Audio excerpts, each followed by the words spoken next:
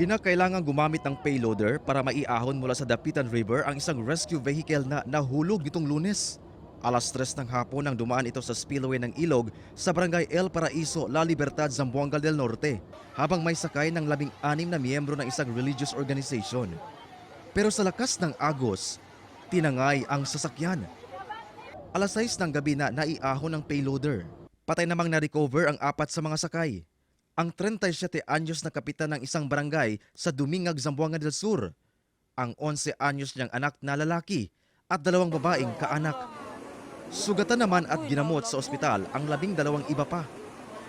Sa investigasyon ng kapulisan, galing ang mga biktima sa isang fellowship activity sa Calamba, Misamis Occidental at pauwi na sa bayan ng Dumingag. Ayon sa ilang residente, naghanap umano ng shortcut ang driver.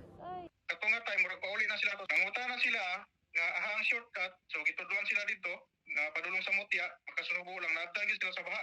Baha ginakapas nila, sir. Siguro akala ng driver kaya lang, nag-gamble siya na dumaan. According sa report na natanggap natin, na habang dumadaan siya sa spillway dahil sa lakas ng current, nahulog yung isang gulong niya sa spillway hanggang sa nahulog na nga sir yung buong sasakyan. Naanod sila.